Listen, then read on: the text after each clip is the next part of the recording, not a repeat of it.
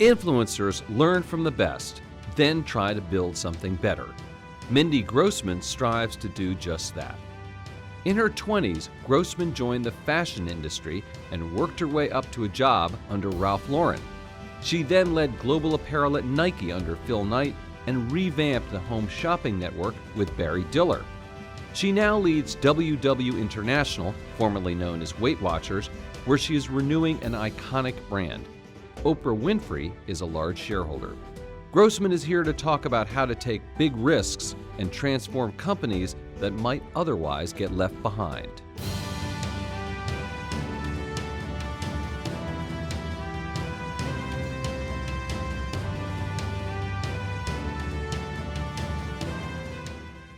Hello everyone, I'm Andy Serwer. Welcome to Influencers and welcome to our guest Mindy Grossman, the Chief Executive of WW International, the company formerly known as Weight Watchers. Mindy, great to see you. Great to be here with you, Andy. So you've done a tremendous amount of things in your career, a lot of different exciting companies. We want to talk all about that in your biography generally. But let's start off with WW because you came in a little more than a year ago and subscriptions peaked at around 4.2 million. They've dropped back down, the stock took a hit. What's gone wrong? I'm going to ask you what you're doing to fix it, but what happened to the business sort of over the past year or so? Well, let me reframe the question with what are we trying to accomplish and what has the experience been over the past about 18 months? This is a brand that has been transforming people's lives. We're about to have our 56th anniversary in the next days. Right. And it was really built on the best of nutrition and the power of community.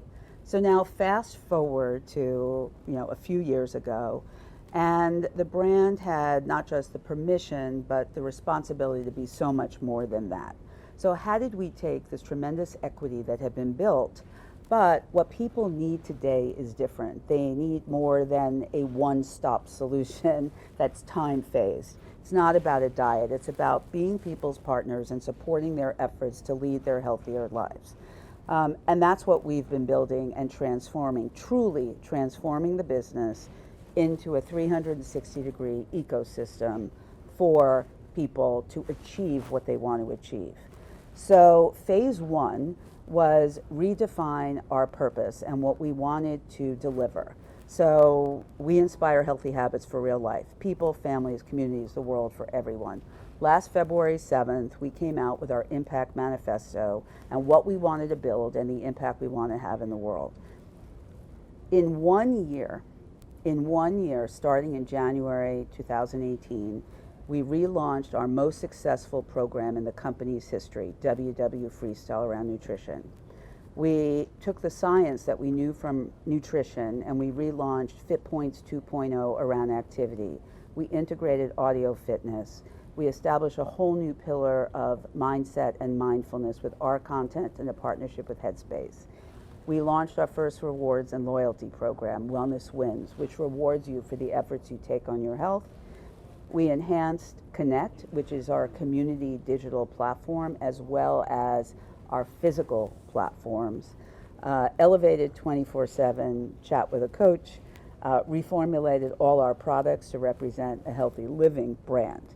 So the value that we provided to our members was night and day.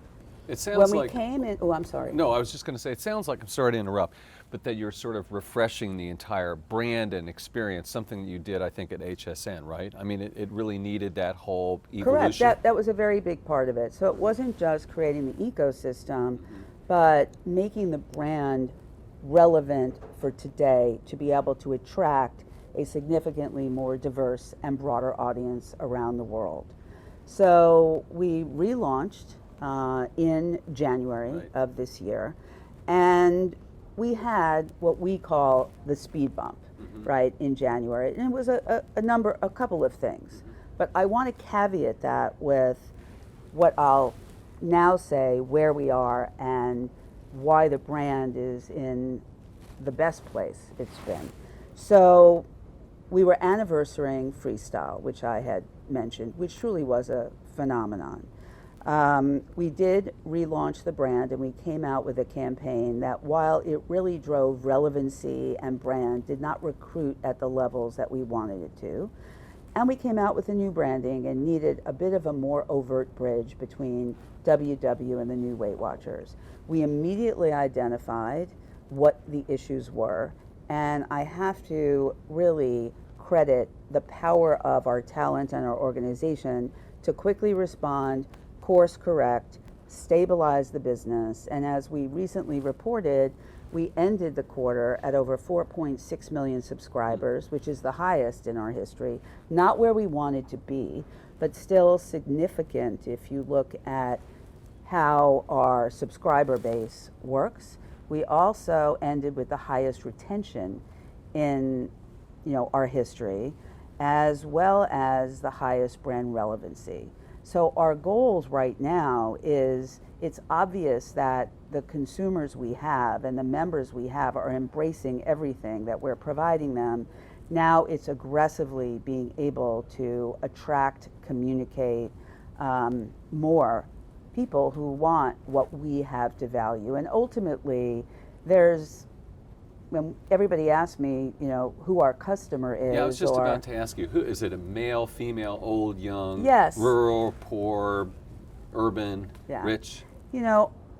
Our biggest competition, are people thinking they can get healthy themselves, number one. Number two, we really want to be the brand that can democratize wellness, because one of the reasons we've been so powerful for so many years, and it comes down to two words, and why our tagline with WW is wellness that works. It works. And it's ultimately the most livable program on the planet. You are not restricted. You can eat anything you want. And what we're trying to give people is sustainable, livable, ongoing behavior change that's going to allow them to live their healthier lives. But for many, many years, we marketed to a very narrow subset of women. And so when we look at diversity today and who we can serve, that is age, gender, race, ethnicity, geography, and very important life stage. So young moms or college. As a matter of fact, within our Connect platform, what we recently launched, which is having immediate adoption of what we call Connect groups.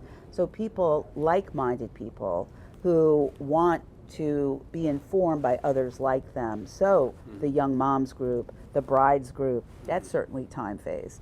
And men. And we are seeing overall our member base become more diverse. We know with our Invited Friend program, 20% of who came in were men.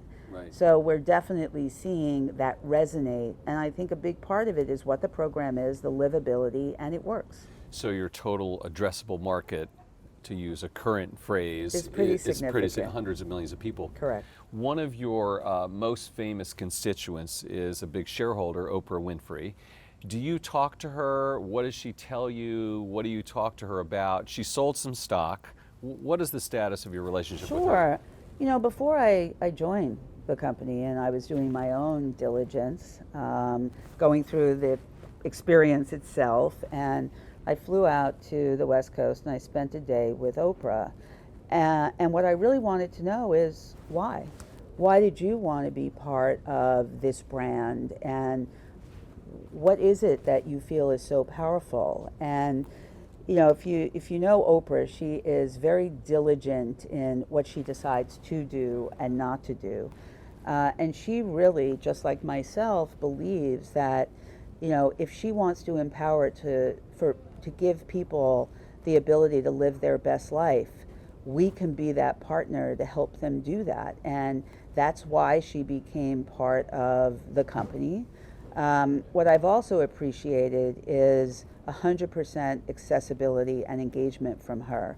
And whether that's as a board member, whether that's as a strategic advisor, if I text and say, do you have a few minutes, want to run something by you, she's there. She's been very engaged and, on a number of levels. For the spring season, she's, part of the face of the campaign along with our members, surprising and FaceTime. And we also, announced that later in the year we're going to activate a number of experiences and other things that she'll be part of. So, who would not want Oprah Winfrey as a very engaged board member and advisor? She's It's been still all in fantastic. then. Totally all in. Great. Let's talk a little bit about your upbringing and your background when you were younger. You grew up in the New York City area, Long Island, right? And then went to school in the area, and then went down to GW, dropped out, got into the fashion business. What were those early days like for you? What were you thinking? My upbringing was very different. I was an adopted kid. My father worked nights. They were very fortunate that somebody gave them a gift to give them the financial wherewithal to adopt a child, and I was very serious from a very young age. I actually planned to be a lawyer. Graduated high school at 16, started college, and then when I got to, the end of my, last year in school, I kind of had the epiphany that, I needed to take a different approach. And I decided to move to New York to kind of figure it out. And to your point, ended up going into the menswear industry, which there weren't a lot of women at the time. But what drew you to that business? I knew I wanted to be in a more creative industry. Even though I might not be the creator, I wanted to be in the business of making creativity successful. I had a great interview with the president of an international division of a menswear portfolio, and hired me and took me under his wing. And I ended up only staying there for a year because I felt it was not an environment that was going to foster the career of women.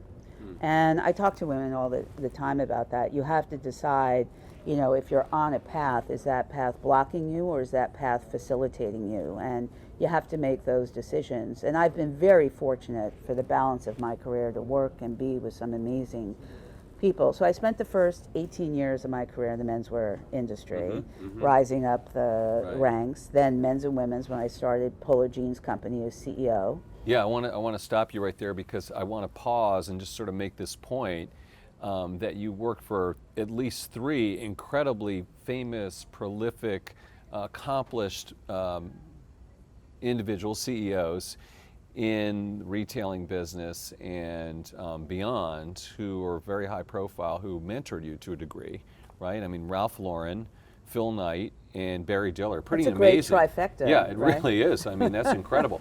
So why don't we talk a little bit about each one of your experiences there, and what was it like working for Ralph Lauren, and what was he like? What did you learn from him? Sure. I've been very fortunate that I've worked for entrepreneurs my entire career, because even before Ralph, I worked for Willie Smith, I worked for Tommy Hilfiger. Right, those two. And, working for Ralph, he is the soul of brand purity, and there's a consistency with me as far as that's concerned as well. And one of the greatest things Ralph said to me over the course of my time with him, and I ran 3 different businesses. I was president and did the turnaround of Chaps Off Lauren.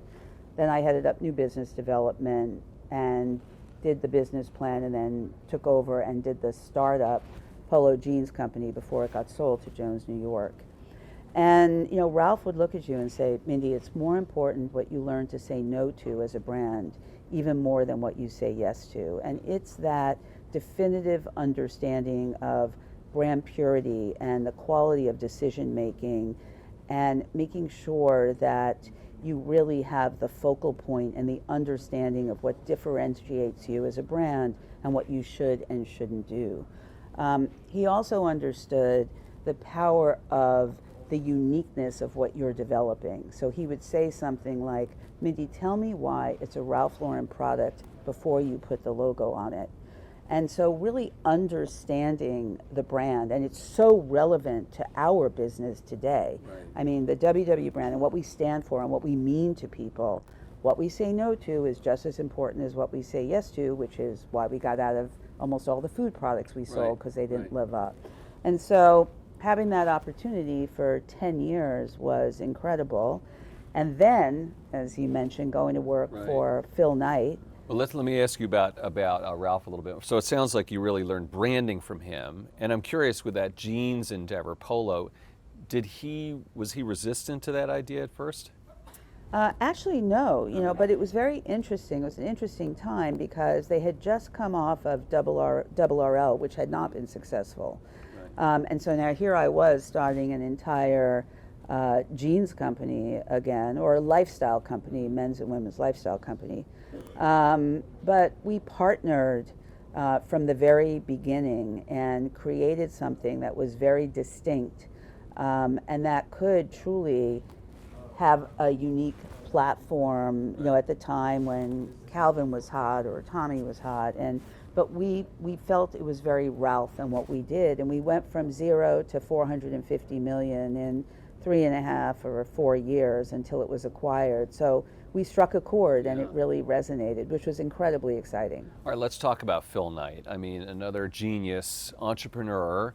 But you sort of took over the apparel business, in particular the women's apparel business there, No, right? actually it was the whole apparel Right, business. the whole thing, but in particular you drove the women's apparel business. So, it was right? interesting. When I was approached to go to Nike, I was incredibly excited. As I mentioned, our business had been acquired, and I felt that my next step was to go to a much more global company, much more diverse, marketing driven, different products.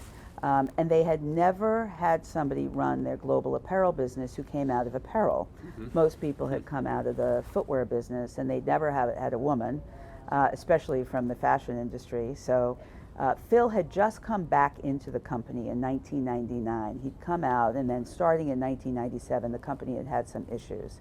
And so he came back and built a whole new executive team, and I was very fortunate to be part of that team to take over the totality of the global apparel business, from t-shirts to Olympics. But to your point, one of the big opportunities was to truly become a women's brand within that. So I had a big focus on that, as well as, but it was an interesting transition coming in from the outside. And I always tell the funny story, when Women's Wear Daily announced that I was going to Nike, they were a little snarkier at the time. And the quote was, "The grand doyenne of fashion is going to the testosterone-fueled Pacific Northwest. How long do you think she'll be there?"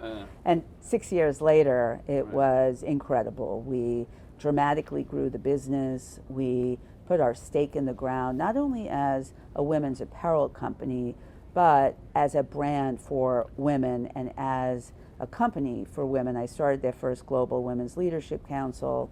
And it was an incredible experience. But working for Phil was a gift. He was definitely a mentor, and if you've read his book, which we were talking about earlier, the combination of culture, humanity, purpose, and clarity of vision was very much what Phil is, and he is who he is. And another super strong brand, of course, by the way, right?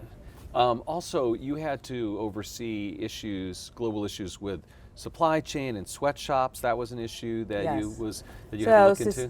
Sustainability and supply chain was also part of my responsibility. And I have to say, that was a massive commitment from the company, across the company. And now they are the global leader in all of those areas, and whether that be sustainability or whether that be in the work that they've done within the factory base and how they treat their suppliers, was very, very forward for its time, but they've really set the standard. Right. There was an op-ed piece in the New York Times the other day by a female athlete who said she wasn't supported when she was pregnant by Nike. Do you think they're still wrestling with those issues? I wouldn't say wrestling. I think some of the issues, when they come to the forefront, they're very proactive in addressing them today. It's very interesting. When I got to the company, one of our athletes had actually gotten pregnant, and we didn't have maternity, and I ended up doing a collaboration with Liz Lang, who was the #1 maternity designer at the time, and we were the first company to actually do maternity active. So I think that everything that you have to look at is there positive intent? And certainly Phil and certainly Mark, there's positive intent, and you have to admit when you're not where you want to be and address it positively. And I think that they've done that. You had to tell Phil that you wanted to leave at a certain point and go work for Barry Diller. What was that like? So I remember being very nervous coming in because we had an incredible relationship. But, you know, I'd been commuting for 6 years between New York. I had a place in Oregon, and I was out of the country 30% of the time. And my daughter was going into her later years of high school. My parents weren't well. And as much as I would have loved to have been there for a long time, but I also knew that I wasn't going to leave for something traditional. I love transformation, and I really wanted to do something that could transform a business based on not only where consumer behavior was going, but where technology was going. Because one of the benefits of being at Nike during that time was seeing the explosion of mobile in Japan and using technology in different ways. And so I was making a fairly unconventional move. So I went in to talk to Phil, and you know, first I thanked him and I told him what I was doing and going to work for Barry and looking to transform a media company with no experience in TV, no experience in a lot of these other Direct areas to of the consumer, business, right? But I saw a vision for it, and Phil was amazing. He said, "Look, I'm sorry you're leaving. You know, I know you're going to be successful, but if for any reason you want to ever have a conversation again, I'm here. But I want to tell you one thing. If you told me you were leaving for something predictable, I'd be very disappointed in you." But the amazing thing was, after that, I found out that he called Barry to tell him, you know, that this was going to be a great move and what he thought of me. And that's Phil Knight. That is the essence of Phil Knight. That's a class act, I guess, right there. So you got to HSN, and it kind of needed an overhaul, to your mind, right? Oh, wow. You know, it needed, I was the 8th CEO in 10 years. And what happens in a company when you go through that kind of volatile change, it freezes. I always say it's like Miss Havisham in Great Expectations, right? There's cobwebs. And so the first thing I knew I needed to do was ignite the culture, create a new vision and strategy for the brand, and then execute against that strategy. But the strategy was to completely transform the business from a linear selling platform to an editorial programmed commerce series of platforms fueled by content, fueled by technology, and fueled by editorial storytelling. And that was a far cry from where it was.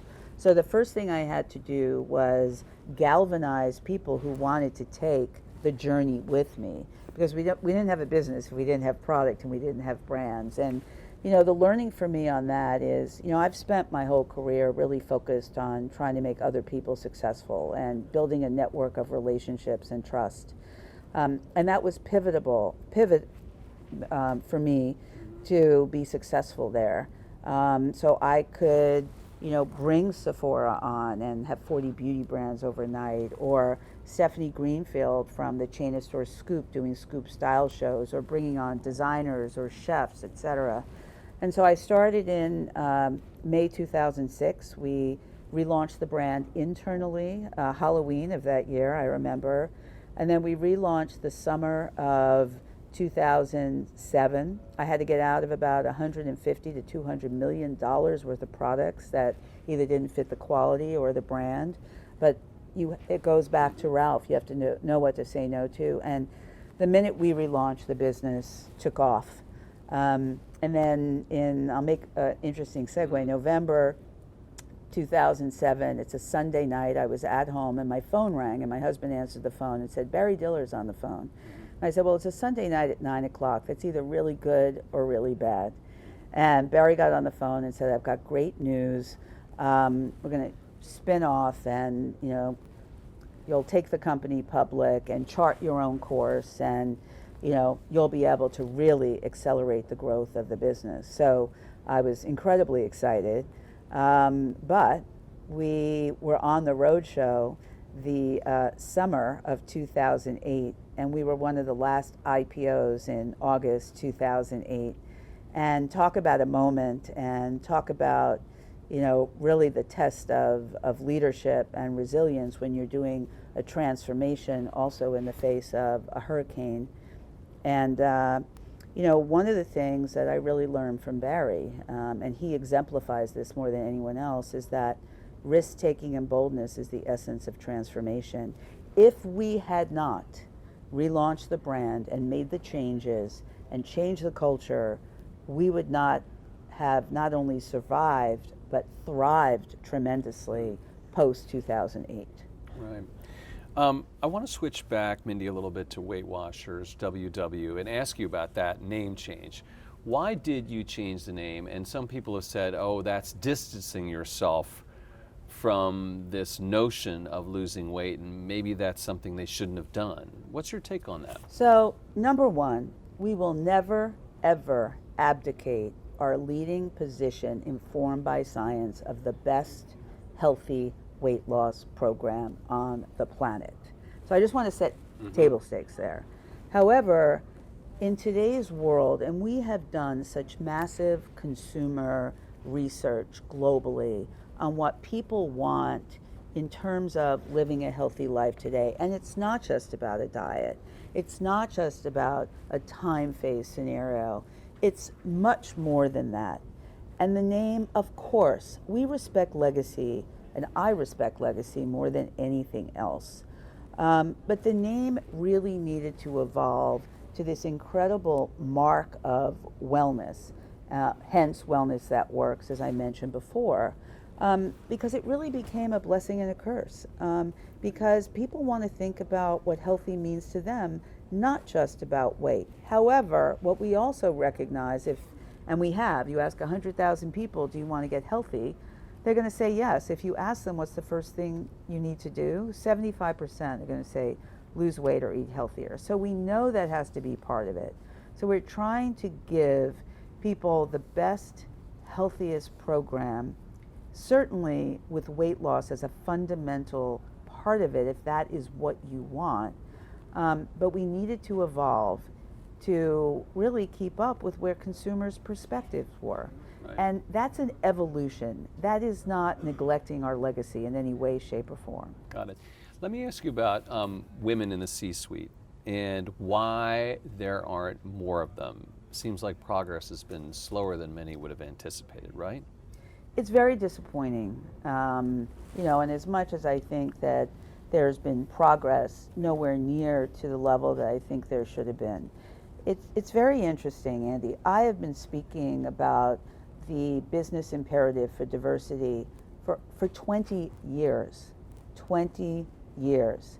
I remember presenting a white paper, even to the board at Nike, working with Catalyst on the power of diversity and inclusion, and then the fact that not only is it subjective, it is pure empirical evidence that companies that are more diverse have longer term sustainable success. So ostensibly, if you don't want to be diverse, you're saying that you don't want to be as successful.